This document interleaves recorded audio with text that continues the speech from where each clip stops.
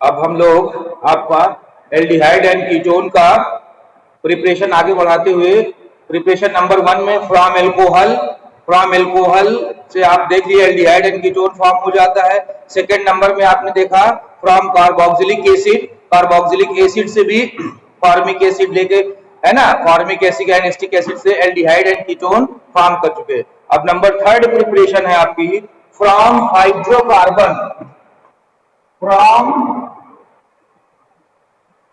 Hydrocarbon.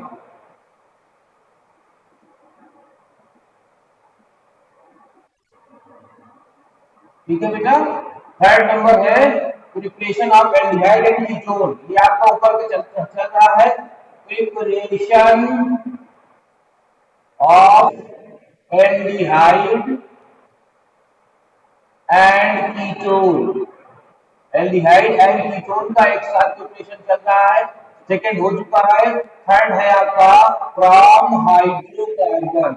Okay, यानी hydrocarbon से अपने को एल्डिहाइड एंड कीटोन बनाना है। तो व्हेन द आप लिख सकते हैं prepared by hydration of alkenes. Alkenes के द्वारा बना सकते हैं। ठीक है, तो हाइड्रोकार्बन में आप लेंगे from alkenes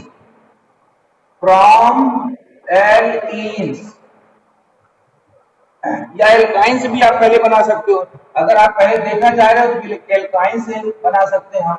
alkyne triple bond से भी बनेगा और डबल बॉन्ड से भी बनेगा।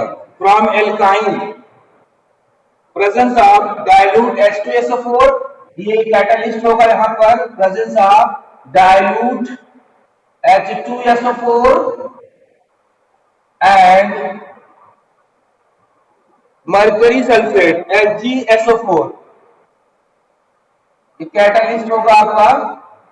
इसकी प्रेजेंस में एल्कीन्स मींस ट्रिपल बॉन्ड का कोई भी सब्स्टिट्यूएंट्स लेंगे आप। ये जैसे हमने ले लिया एल्कीन्स 1 to 2 कार्बन है, तो एथाइन को क्या करना है हमको हाइड्रेशन मतलब वाटर से रिएक्शन कराना है। यहाँ पर लिख सकते हैं ना कि from alkene from hydration with sulphuric acid and mercury sulphate H2O। Presence में किसकी होगी बेटा? Dilute H2SO4 and HgSO4। ये आपका फिलिंग द ब्लैंक्स वगैरह में जब आ जाता है तो ध्यान से देखिए ये दोनों कैटलिस्ट होते हैं। ठीक है, एडिशन रिएक्शन इसमें सबसे पहले होता है। एडिशन रिएक्शन, उस एडिशन रिएक्शन में जाकर दोनों साइड जुड़ जाते हैं कंपोनेंट्स। ठीक है, अब डाइल्यूट H2SO4 का रोल क्या होगा? यहां से ये एक बॉन्ड क्रिएट करेगा और बॉन्ड क्रिएट करने के बाद हाइड्रोजन को एक जगह पर ला देगा। ये हाइड्रोजन को, क्योंकि दोनों जगह इक्वल हाइड्रोजन है तो कोई फर्क नहीं पड़ता, दोनों साइड जा सकता है। एक में OH जुड़ जाएगा, एक में H जुड़ जाएगा। देखिए H सिंगल बॉन्ड C, अभी तक क्या था ट्रिपल बॉन्ड। अब यहाँ पर एक बॉन्ड यहाँ पर आ गया, अगर ये OH आया है तो यहाँ पर ये OH हो जाएगा। ये C है, H एक पहले से था आपका और एक H इसमें का आ जाएगा। ओके स्टूडेंट्स, यहाँ पर एडिशन सिंपल होगा। HOH का क्या होगा? यहाँ पर एडिशन हो रहा है। ओके, देखिए ध्यान से, यहाँ पर एडिशन हो रहा है। अगर इसको हम दूसरे फॉर्म में लिख देंगे तो CH2 डबल बॉन्ड CHOH। देखिए CH2 double bond CHOH same वही है, CH2 double bond CHOH। Okay, CH2 double bond CHOH। अब ये ऐसे कंपोनेंट्स है, आप पढ़े होंगे वाइनिल, तो वाइनिल एल्कोहल एक किनारे में बता रहे हैं आपको क्या हो जाता है वाइनिल एल्कोहल। वाइनिल क्या लिखते हैं?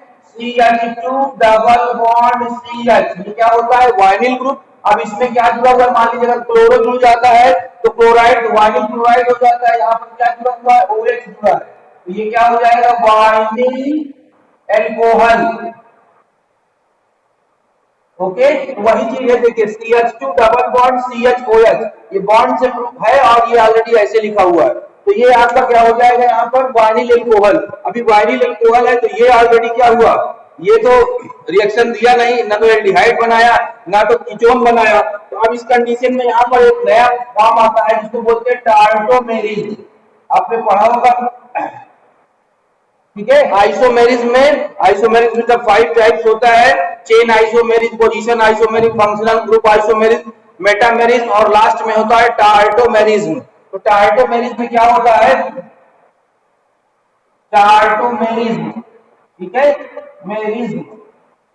टार्टोमेरिज्म में क्या हो जाता है कि फंक्शनल ग्रुप अपने में इसी में रीअरेंजमेंट होता है।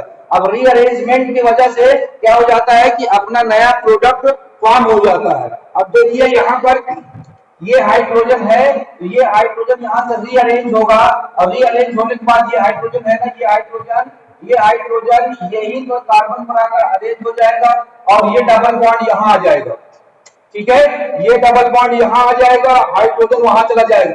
जब हाइड्रोजन वहां चला गया तो कार्बन के पास 3, देख लीजिए 3 हाइड्रोजन हो गया, सिंगल बॉन्ड, क्योंकि डबल बॉन्ड यहाँ आ गया तो सिंगल बॉन्ड बचा, एक H पहले से था।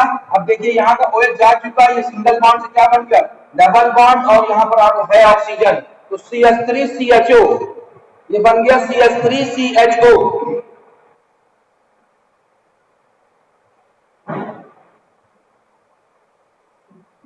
ओके स्टूडेंट, ये बन गया CH3CHO। साफ साफ नहीं दिखाई दे रहा, फिर से मैं बता दे रहा हूं उसको। देखिए टार्टोमेरिज्म हुआ, तो टार्टोमेरिज्म के पास C, ये H है ही इसके पास, इसका डबल बॉन्ड आ गया, जो सिंगल था डबल बॉन्ड यहाँ हो गया, ये ऑक्सीजन है, CH2 पहले से था, यहाँ का हाइड्रोजन क्या हुआ? रीअरेंज हो गया, ये बन गया CH3CHO, मतलब एसिटाल्डिहाइड, एसिटाल्डिहाइड। ओके, यानी ये इंटरमीडिएट रिएक्शन पहले होती है जो एडिशन रिएक्शन में वाइनिल फॉर्म करता है, और फिर वहां पर टार्टोमेरिज्म रिएक्शन करने के बाद ये टार्टोमेरिज्म है, ठीक है, टार्टोमेरिज्म हुआ यहाँ से, और टार्टोमेरिज्म में रीअरेंज होता है, रीअरेंज होने के बाद यहाँ पर हमारा एल्डिहाइड फॉर्म कर दिया, ठीक है, बिल्कुल सिंपल है रिएक्शन, देख लीजिए एकदम आ जाएगा आपको। केवल यहाँ पर H की जगह भी हम CH3 ले लेंगे, तो यहाँ पर भी क्या हो जाएगा? CH3 हो जाएगा, ऑलरेडी एसीटोन फॉर्म हो जाएगा। आप देख लीजिए दूसरा रिएक्शन में, सेम रिएक्शन में यहाँ पर केवल इस H की जगह पर हम क्या ले रहे हैं? CH3, ये हो जाएगा CH3 सिंगल बॉन्ड C, बाकी सब सेम वही रहने दीजिए, कोई फर्क नहीं पड़ता उसका, ठीक है, ट्रिपल बॉन्ड लगा दीजिए, ट्रिपल बॉन्ड के बाद यहाँ पर हो जाएगा H, अब हाइड्रोजनेशन होगा HOH, HOH की रिएक्शन हुई, प्रेजेंस वही होगा आपका dilute H2SO4 and mercury sulphate, ठीक है, सेम प्रोसेस, एक बॉन्ड क्या होगा? जो पाई बॉन्ड होगा एक ब्रेक होगा, वही ब्रेक हो जाएगा, अब ब्रेक होने के बाद अपना अपना इलेक्ट्रॉन ले लेगा, यहाँ से एक हाइड्रोजन इसके पास आ जाएगा, ठीक है, और हाइड्रोक्सिल ग्रुप इसके पास चला जाएगा, तो यहाँ पर CH3 पहले से था ऑलरेडी, देखिए CH3 सिंगल बॉन्ड C, ये वाला C, यहाँ क्या आ गया आपका? OH आ गया, ठीक है, और ये बचा ये डबल बॉन्ड,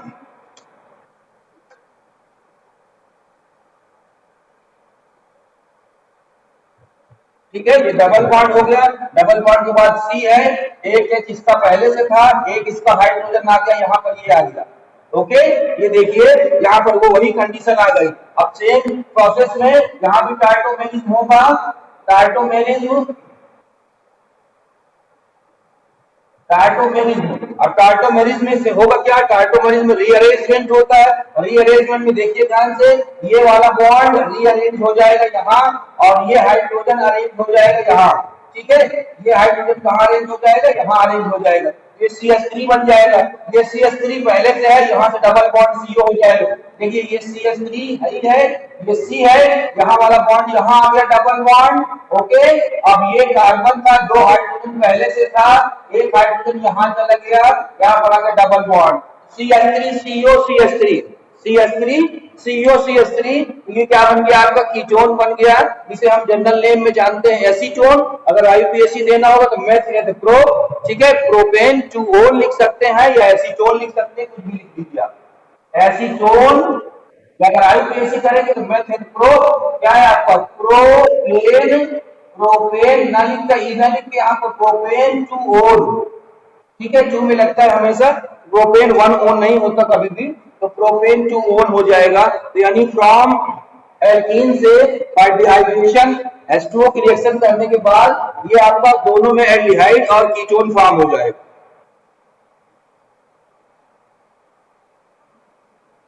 देख लीजिए एकदम सिंपल रिएक्शन है, पहले एडिशन कर देना है और उसके बाद आपको फिर टाइटोमेरिज में कर देना है। कहीं कहीं रीअरेंजमेंट लिखा रहेगा तो रीअरेंजमेंट भी वही होगा। एक चीज आपको ध्यान देना होगा कि इसमें रिएक्शन में कभी भी पूछ लेता है तो नीचे स्टार बनाकर आप लोग चाहे ऐड कर लीजिएगा।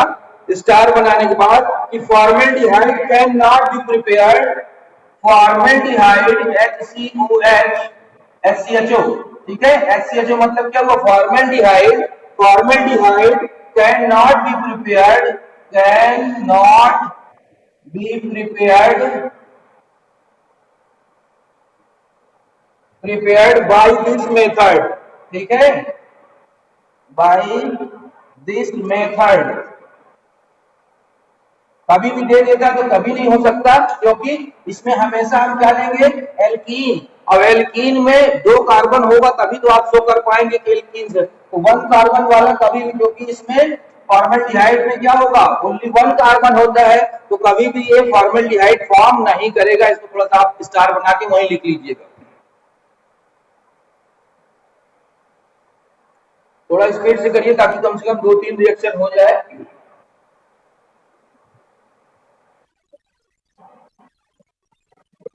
ओके, फ्रॉम हाइड्रोकार्बन में ही आपका सेकंड नंबर हो जाएगा। जैसे वो एल्काइन था, यहाँ पर फ्रॉम एल्कीन एबीसी नंबर डाल के आप कर सकते हो, फ्रॉम एल्कीन। तो ये हो जाएगा बी नंबर, फ्रॉम एल्कीन, ठीक है। अब डबल बॉन्ड वाला हो जाएगा, डबल बॉन्ड वाले से हम रिएक्शन करेंगे और डबल बॉन्ड वाले से देखेंगे कि क्या हो रहा है, कैसे होगा, या ठीक है। इसी को शॉर्ट फॉर्म में या और बुक में दिया रहता है ओजोनोलिसिस, ओजोनोलिसिस, ठीक है। ओजोनोलिसिस भी बोलते हैं, यानी ओजोन की रिएक्शन होती है तो बाई ओजोनोलिसिस ऑफ एल्कीन्स भी बोल सकते हैं, बाई ओजोनोलिसिस ऑफ एल्कीन। बहुत सिंपल रिएक्शन है, ये भी एक दो बार आप लोग कर चुके होंगे। Alkenes react with the ozone, alkene react with the ozone, ozone to form ozonide. आप एक इंटरमीडिएट बनेगा जिसको हम क्या बोलेंगे, ओजोनाइड। और ozonide, ozonide further Zn dust की प्रेजेंस में, जेडन डस्ट जिंक डस्ट की प्रेजेंस में रिएक्शन करेगा और हाइड्रोजन परऑक्साइड रिमूव कर देगा, ठीक है। और वहां पर एक नया कंपोनेंट बन जाएगा। मतलब हम एल्कीन लेंगे, ओजोन लेंगे, उससे जो रिएक्शन होगा एडिटिव प्रोडक्ट बनेगा। एडिटिव प्रोडक्ट का नाम होगा ओजोनाइड।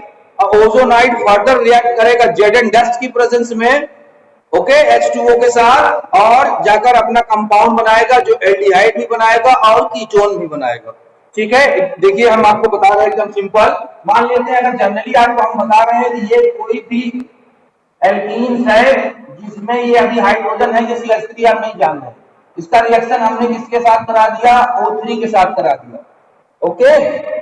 जैसे ही O3 के साथ आप कराओगे ये क्या होगा, एडिटिव प्रोडक्ट देगा, यानी ये डबल बॉन्ड है, डबल बॉन्ड ब्रेक हो जाएगा।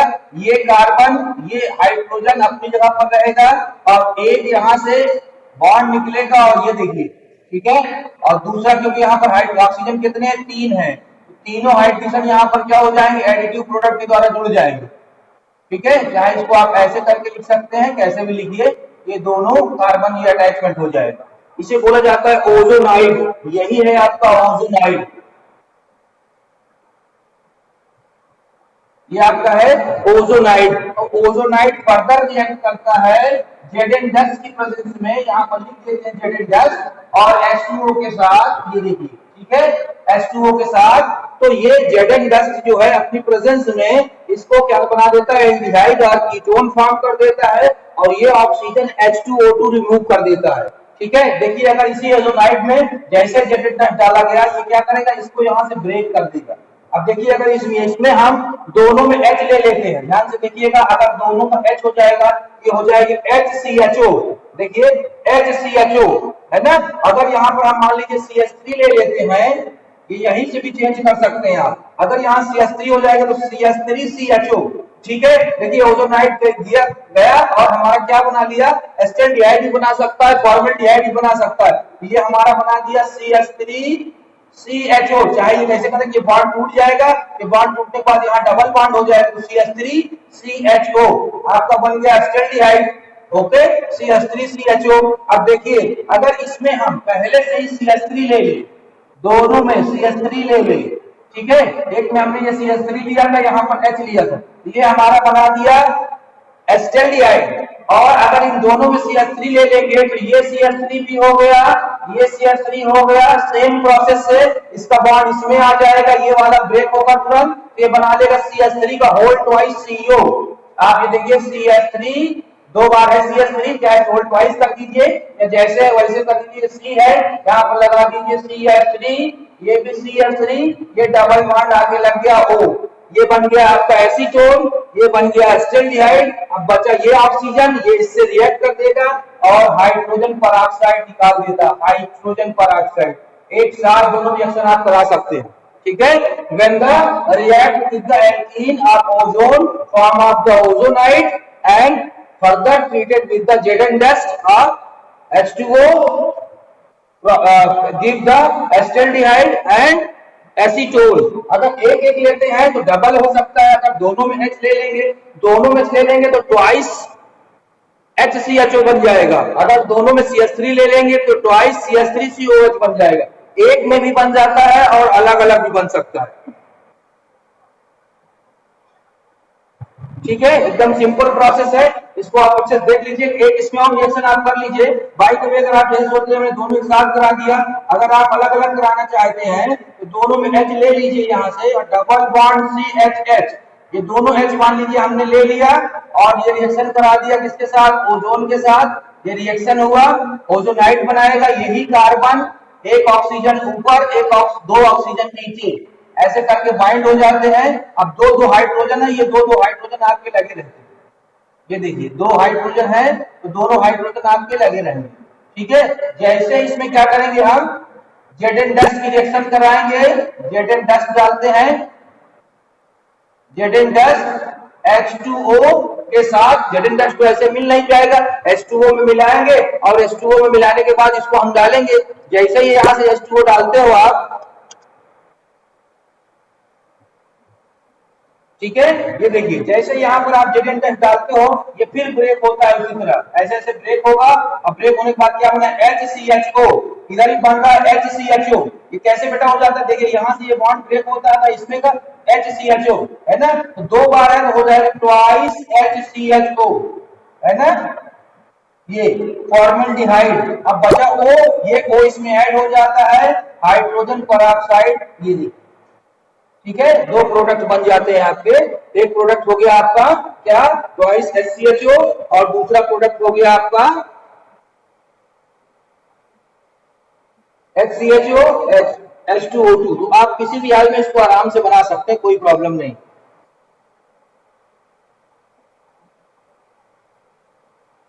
समझ में आ गया होगा मेरे हिसाब से।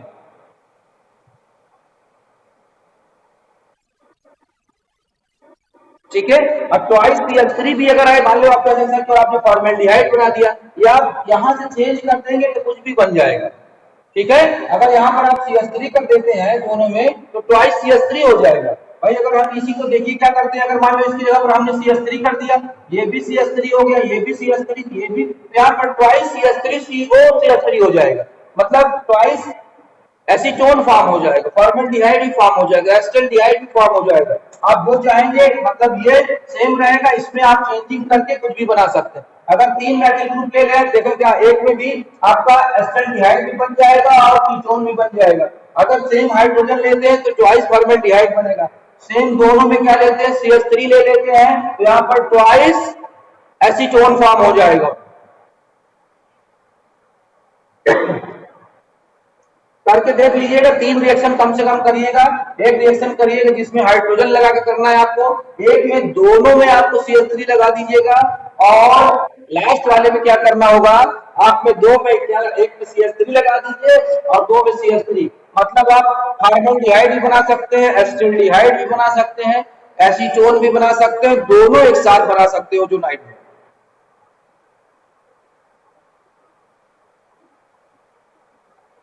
एक बार रफ में ऑलरेडी अपने से करके आप देख लीजिएगा।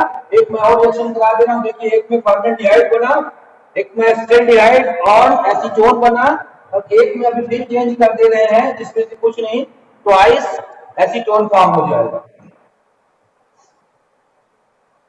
जर्नल में या आपके शॉर्ट नोट्स में भी पूछ सकता है व्हाट इज द ओजोनोलिसिस, या शॉर्ट नोट्स ऐसे ही बना दिया ओजोनोलिसिस तो आप बता देंगे तो with the alkene react with ozone. Alkene क्या करता है, रिएक्ट होता है ओजोन से। एल्कीन, अब आप जान रहे हैं एल्कीन का मतलब 2 होगा, तो आप यहाँ भी CH3 ले लीजिए, 2 बन चुका है तो आपको और बनाना है CH3, और यहाँ भी CH3 ले लीजिए। ये कैसे भी ले सकते हैं आप, ऐसे ले सकते हैं वैसे ले सकते हैं। प्लस ओजोन से रिएक्शन होगा, बनेगा क्या, ओजोनाइड। ओजोनाइड कंडीशन में ये यहाँ से बॉन्ड आता है और ये भी ब्रेक हो जाता है। जब ये ब्रेक हो जाता है ऊपर एक ऑक्सीजन और 2 ऑक्सीजन नीचे, इसको आप ध्यान से समझ लीजिएगा एक बार में। ये तो जो लगा हुआ है वही लगा देंगे आप, यहाँ पर कोई चेंजिंग नहीं होती। ये भी CH3 है, ये भी CH3 है, यहाँ भी CH3 हो जाएगा और यहाँ भी CH3 होगा। अब जैसे Zn डस्ट, आप Zn डस्ट जैसे ही H2O के साथ मिलाकर डालेंगे, ये क्या करेगा, इसको ब्रेक कर देगा। यहाँ से ये ब्रेक कर देता है, ये देखिए इसको ब्रेक कर दिया। ब्रेक करने के बाद CH3CO बचा, यही बॉन्ड यहाँ पर आ जाएगा। ये भी CH3CO है, केवल एक ऑक्सीजन है जो वो ऑक्सीजन बना लेगा आपका H2O2, और वो ये दोनों क्या है CH3CO, तो ट्वाइस CH3 का होल ट्वाइस लिख सकते हो, या आप ऐसे करके ऐसे ही बना सकते हो, कोई फर्क नहीं पड़ता। CH3C डबल बॉन्ड O, ये एसीटोन फॉर्म, ठीक है। एसीटोन बोल सकते हैं, मेथिल प्रोप बोल सकते हैं, प्रोपेन टू ओन, तो आप प्रोपेन टू ओन भी बना लीजिए।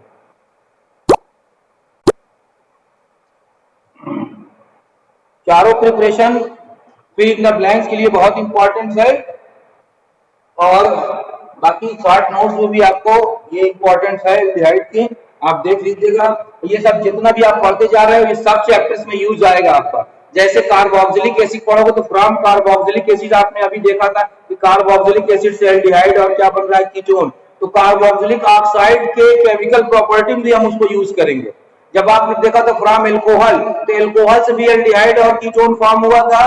तो देखिए जब एल्कोहल का आप पढ़े हैं उसमें, तो वो भी केमिकल प्रॉपर्टी में यूज हो रहा है। अभी अगर हाइड्रोकार्बन्स आपने 11th में पढ़ा था, हाइड्रोकार्बन्स में एल्केन, एल्कीन, एल्काइन पढ़ा था, तो एल्कीन की केमिकल प्रॉपर्टी में ये ऑलरेडी दिया रहता है, ठीक है। एल्कीन की केमिकल प्रॉपर्टी में ये ओजोनोलिसिस बहुत इंपॉर्टेंट है, वो आपको दिया रहता है, ठीक है। तो इस प्रकार जो भी रिएक्शंस है एकदम न्यू नहीं है, ये आप कहीं ना कहीं इसको पढ़ चुके हो, बस एक बार आपको अपने दिमाग में रख के इसको करने की जरूरत है, आपका पूरा कंप्लीट हो जाएगा ये।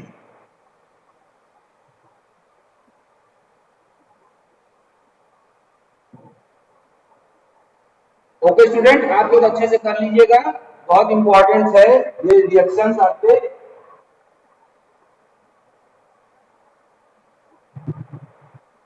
और इसके फर्स्ट पार्ट का PDF आज या कल मैं आप पे डाल दूंगा। आप लोग नोट्स अपनी तैयार कर लीजिए, एकदम से बार बार हम आपको कह रहे हैं नोट्स आप बहुत से बच्चे लिख के भेज रहे हैं सर हमने कहीं से बना लिया है। अगर आपने कहीं से उस नोट्स को बना लिया तो कोई बात नहीं है, जो चीज आपके चैप्टर में है ये इंक्लूड कर लीजिए, आराम से आपकी नोट्स भी कंप्लीट हो जाएगी और आपको एक लेआउट मिल जाएगा कि हमको पढ़ना पे क्या क्या है। क्योंकि अगर आप ज्यादा दिमाग लगाते हैं अभी से तैयारी वाला स्टार्ट कर लेते हैं तो दिक्कत हो जाएगी। जो भी रिड्यूस सिलेबस में है आप एक बार ध्यान रख के करिएगा, क्योंकि आपके पास NCERT भी होगी और तमाम बुकें भी होगी। अब जो CBSE बोर्ड ने रिड्यूस सिलेबस दे दिया है, उस रिड्यूस सिलेबस के अनुसार आपको नोट्स बनाना है और उस नोट्स का यूज करना, नहीं तो आप बहुत ज्यादा पढ़ लोगे, पता चला बाद में एग्जाम में जो चीजें आपकी है वही नहीं आई, ठीक है। तो बस पूरी कोशिश करिए कि रिड्यूस सिलेबस मैं भेज भी दिया था, आपको मालूम भी है, वेबसाइट में भी जाकर CBSE बोर्ड से आप रिड्यूस सिलेबस ऐड कर सकते हैं। ऑल सब्जेक्ट में आप कोशिश करिएगा कि इतना बढ़िया आपका परफॉर्मेंस रहे कि जैसे लोग भी सोच रहे हैं कि सर इस बार ऑनलाइन से या उससे बच्चों को बर्बाद हो रहे हैं, तो ऐसा कुछ नहीं है। अगर आप अच्छे से ध्यान दोगे, छोटे बच्चों को प्रॉब्लम से आप लोगों को प्रॉब्लम नहीं है, है ना। तो अगर आप लोग अच्छे से नोट्स बना लोगे और अच्छे से करना सीख लोगे तो कोई प्रॉब्लम्स नहीं होगी, और आप सारे क्वेश्चन अडाप्ट कर लोगे।